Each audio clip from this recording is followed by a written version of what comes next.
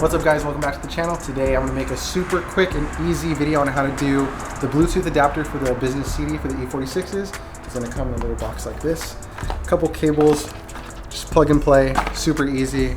So this is actually pretty cheap. It's like right under $70 with shipping and everything, but it's a great alternative to not have to get a full like custom head unit or whatever you want to do. This is just the cheaper way to get like high quality Bluetooth for the E46 platform.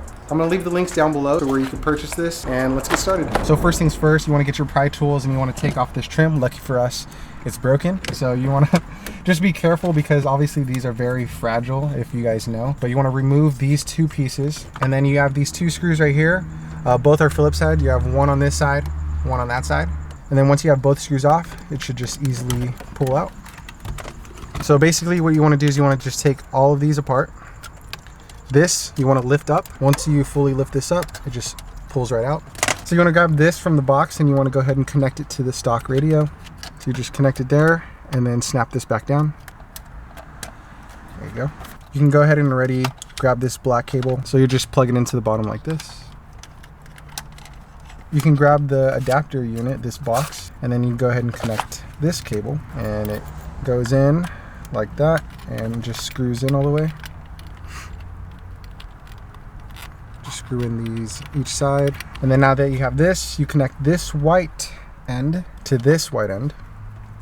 This is the adapter that's on the radio. It just clips in just like that, and then you're going to grab this pin from the adapter, connect it to the original cable, and do the same thing and just kind of like snap it down. And usually when you plug that in, you'll hear some noises coming from the radio. That means it's connected. And then right here, just push it down, make sure it snaps into place, just like that. So unfortunately for us, we don't have like the whole radio bracket and the climate control. That's why things are kind of loose. We have to get that replaced. But normally you'll see this whole bracket right here. It'll have like cubbies for each, you know, climate control and then radio. But what you'll want to do is grab this piece. Usually what you'll do is you'll be able to hide it behind the climate control because it's kind of shallow, and you could just kind of sneak it in through one of the holes and let it lay there, and then you could just push everything back together. So what we're going to do is we're actually going to install the microphone as well. And then what we'll do for that is there's a spot that you can connect the microphone into, just like that.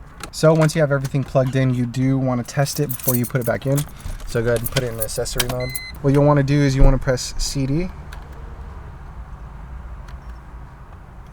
And then once you see where it says CD 6-99 or any double digit number, you'll want to go to your phone, go to the Bluetooth settings, and then you'll see other devices right here and just click Car Kit. And then you see that it's connected right here.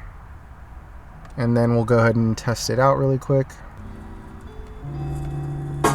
And then as you can see, it actually changed to 5-88. I don't know if that makes a difference, but as long as you see a double digit number that is the same, it should be in the mode for Bluetooth. And then as you can tell, it's playing the music off my phone. So you still have your steering wheel functionality with all that, which is a plus. So we'll go ahead and reconnect all these additional cables in the back of the stock stereo. So it's all kind of personal preference how you want to organize it inside. Whatever you could do to kind of make it fit. For the most part, you'll hide it behind the climate control so that it just has enough room and it doesn't interfere with the space for the top portion of the radio. And so we're just going to do that really quick. So with the microphone, we're going to install that. Probably stick it around here.